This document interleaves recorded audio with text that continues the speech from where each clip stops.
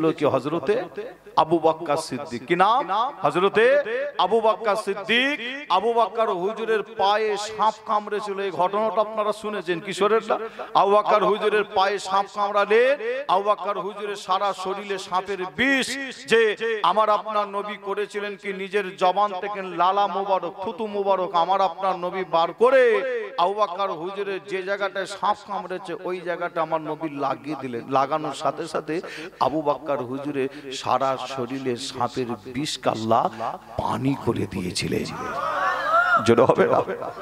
তবে আপনাদের এখানে আর একটা কথা বলে যায়, যখন বলেছি আমার আপনার নবীর থুতু মুবারকটা কঠিন কঠিন রোগের একটা শেফা ছিল।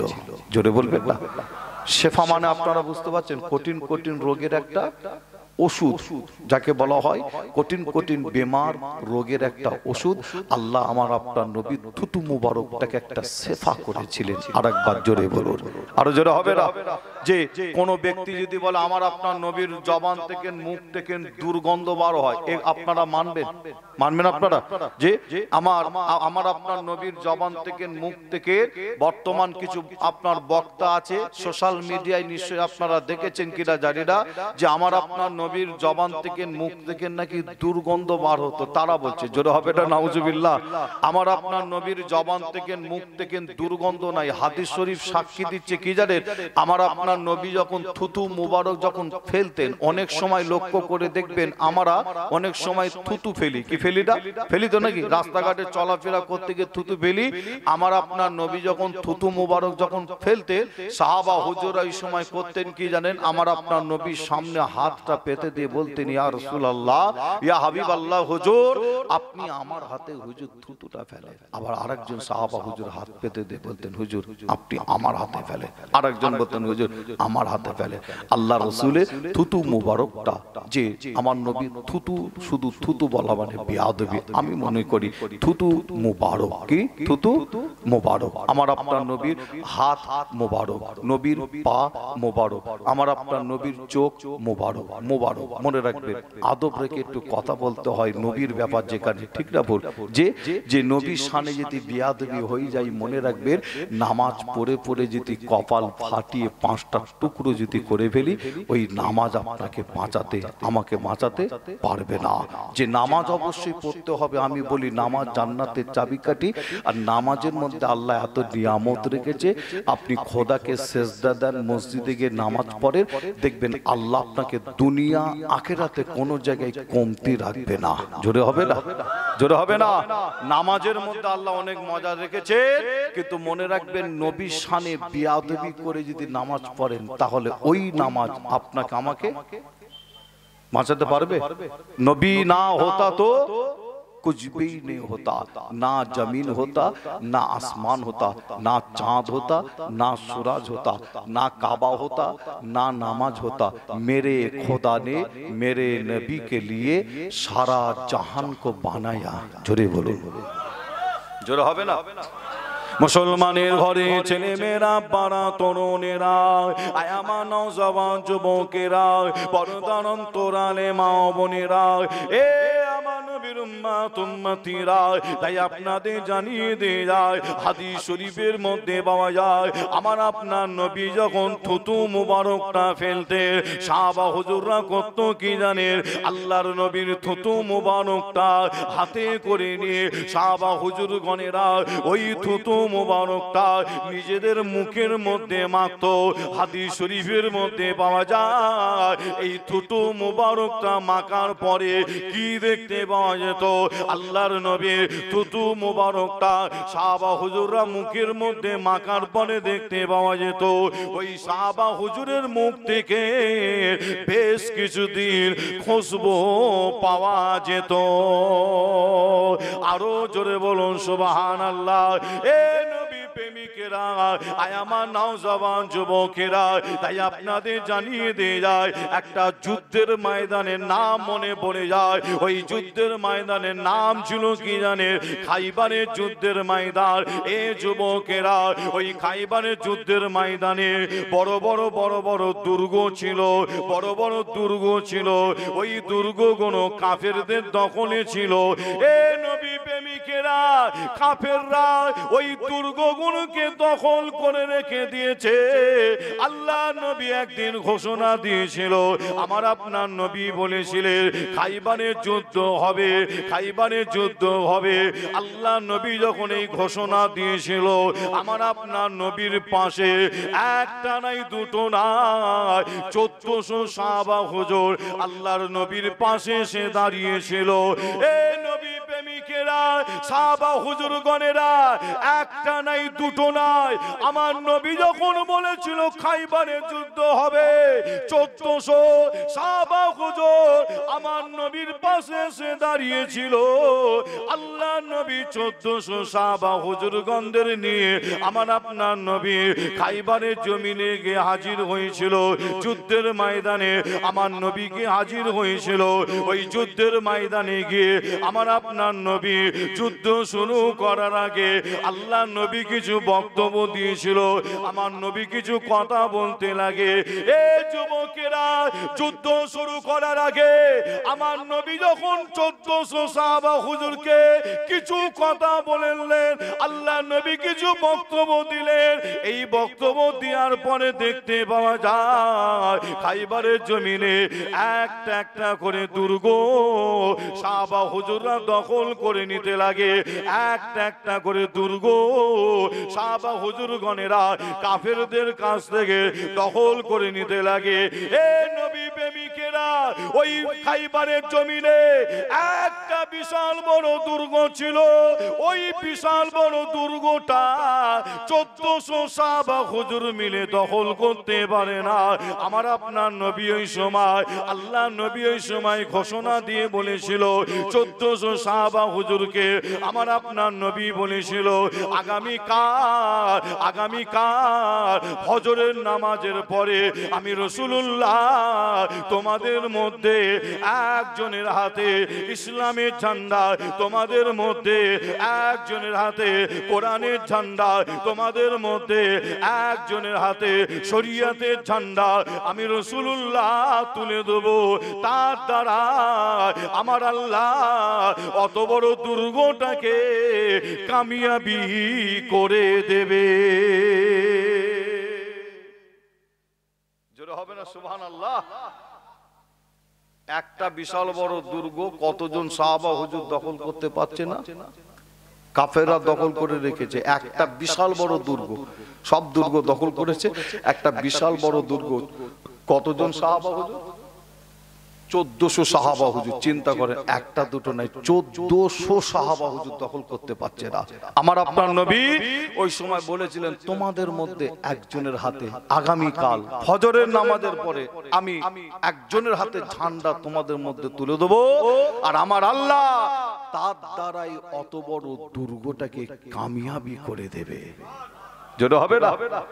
আমার আপনার নবীর এই ঘোষণাটা যখন পেলেন সাহাবা হুজুররা, যখন নিজের কানে শুনলেন যুদ্ধের ময়দানে সাহাবা হুজুররা আল্লাহর নবীর এই ঘোষণাটা পাওয়ার পরে সাহাবা হুজুররা করছেন কি জানেন? যুদ্ধের ময়দানে সাহাবা হুজুররা একজন আরেকজনের মুখের দিকে তাকাচ্ছে, একজন আরেকজনের মুখের দিকে তাকাচ্ছেন। তাকিয়ে মনের মনে ভাবে কি আল্লাহর রাসূল মনে হয় আমার হাতে আগামীকাল ফজরের নামাজের পরে আমার হাতে মনে হয় ঝান্ডাটা তুলে দেবে।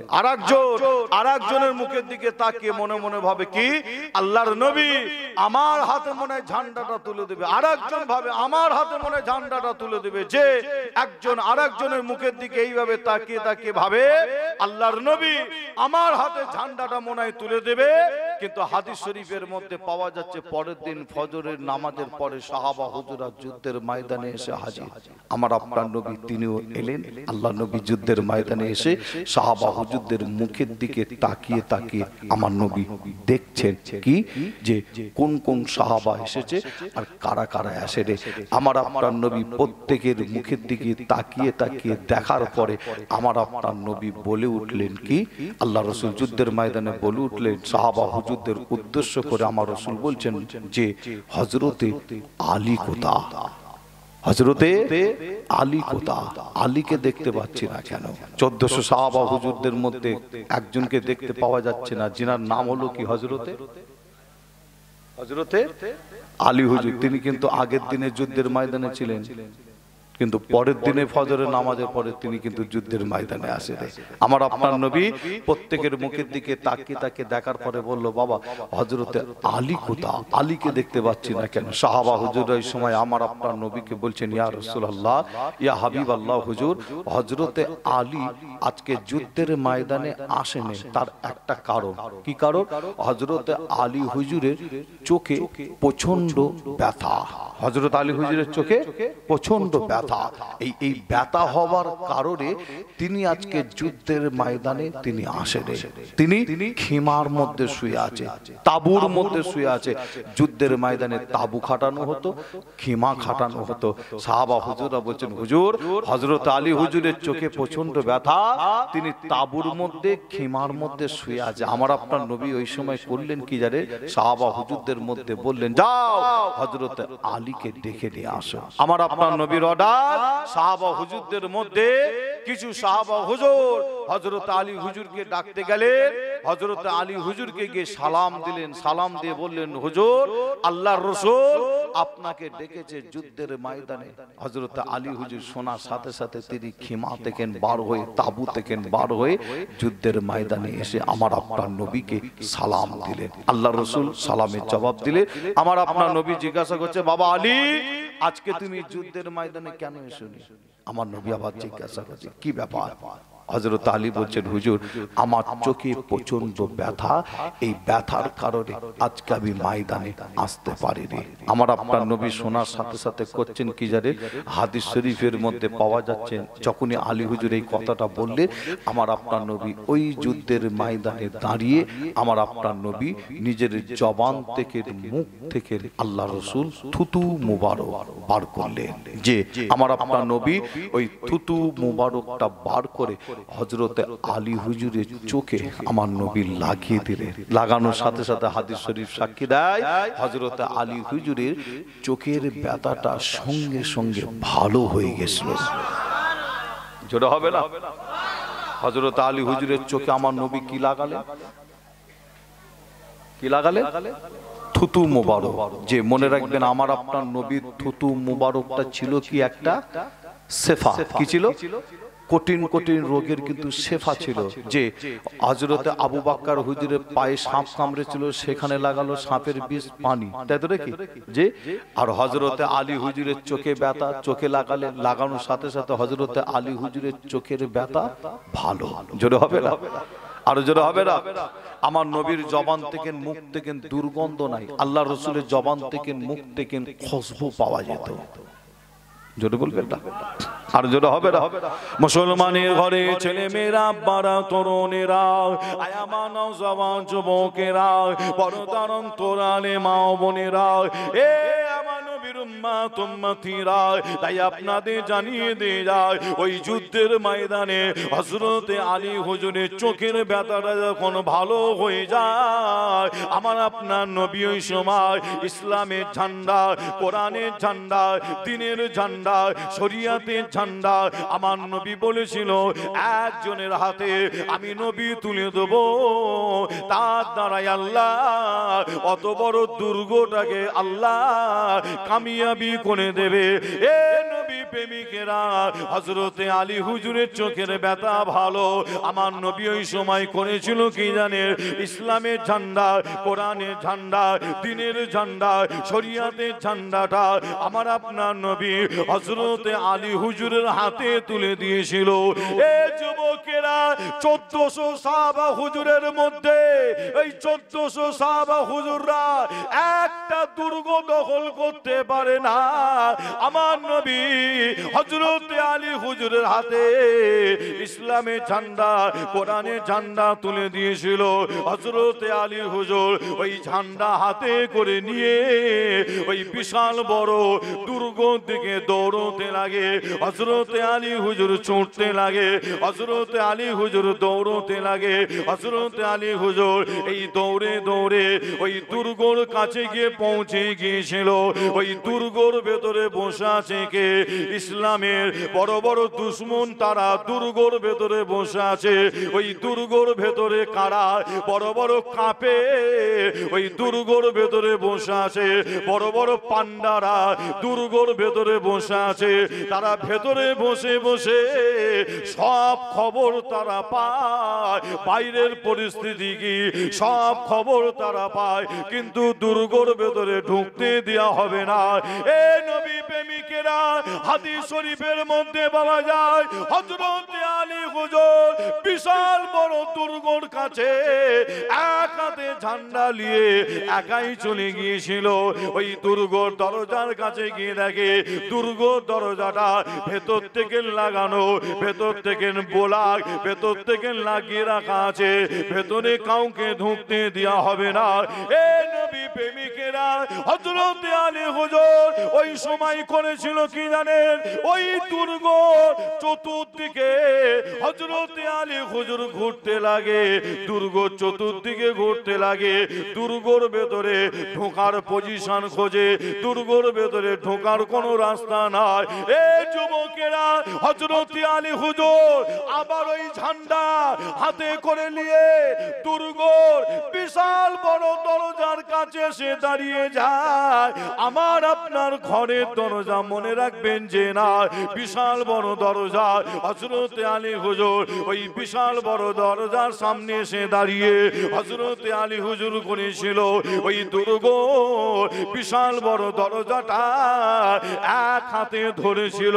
হযরতে আলী হুজুর বিশাল বড় দুর্গ দরজাটা এক হাতে হযরতে আলী হুজুর ধরেছিল, আর এক হাতে ইসলামের ঝান্ডা, কোরআনের ঝান্ডা, দ্বীনের ঝান্ডা রাখাতে হযরতে আলী হুজুর ওই বিশাল বড় দরজাটা ধরে জবান থেকে একটা আওয়াজ দিয়েছিল, আল্লাহু আকবার বলে একটা আওয়াজ দিয়ে ওই দুর্গ দরজাটা টান মেরেছিল।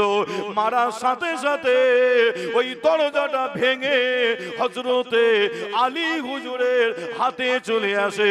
হযরতে আলী হুজুর ওই দরজাটাকে ভেঙে ছুঁড়ে ফেলে দিয়েছিলেন। জোরে হবে না সুবহানাল্লাহ?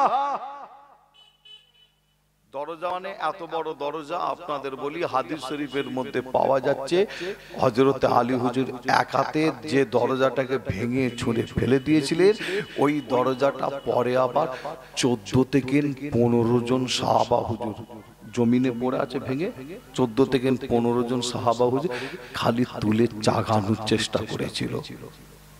বলেন আমার আপনার ঘরের দরজা, এখানে এমন কোন ভাই চাচা আছে যে চাগাতে পারবে না? কি পারবেন না চাগাতে? কোনো ব্যাপার কি? কোনো ব্যাপার না। কিন্তু মনে রাখবেন, দুর্গ দরজাটা এত বড় দরজা ছিল, 14 থেকে 15 জন সাহাবা হুজুর খালি যুদ্ধের ময়দানে যেটা ভেঙে ফেলে দিয়েছিলেন, 14 থেকে 15 জন সাহাবা হুজুর খালি তুলে চাগানোর চেষ্টা করেছিল, চাগাতে পারে না। 14 থেকে 15 জন সাহাবা হুজুর তুলে চাগাতে পারেনি। হযরত আলী হুজুর ওই বিশাল বড় দরজাটাকে এক হাতে ধরেছিলেন, ইসলামের ঝান্ডা, কোরআনের ঝান্ডা, দ্বীনের ঝান্ডা, শরিয়াতের ঝান্ডা আর এক হাতে নিয়ে দুর্গ দরজাটাকে ধরে জবান থেকে একটা আওয়াজ দিয়েছিল, আল্লাহু আকবার বলে একটা আওয়াজ দিয়ে দুর্গ দরজাটাকে টান মেরেছিল, একদম ভেঙে হযরত আলী হুজুরের হাতে হযরত আলী হুজুর ভেঙে ছুঁড়ে ফেলে দিয়েছিলেন। একবার জোরে বলে আরো জোরে হবে না? এ পাওয়ার, এ ক্ষমতা হযরত আলী হুজুর পেল কোথা থেকে? এ ক্ষমতা, এ পাওয়ার, যে মনে রাখবেন এটা হচ্ছে আসমানি ক্ষমতা। আমার আল্লাহর মাদাত হযরত আলী হুজুরের উপরে হয়েছিল। হযরত আলী হুজুর ভেঙে ছুঁড়ে ফেলে দিয়েছিলেন নবীর থুতু মুবারক হযরত আলী হুজুরের চোখে। আমার নবীর দোয়া হযরত আলী হুজুরের উপরে হয়েছিল। একবার জোরে বলুন, আরো জোরে হবে না? আমার আপনার নবীর থুতু মুবারক নিয়ে যদি আমি শুধু আলোচনা করি, আলোচনা করে শেষ করা যাবে না। তবে আপনাদের ছোট ভাই ছেলে হিসাবে জানাই,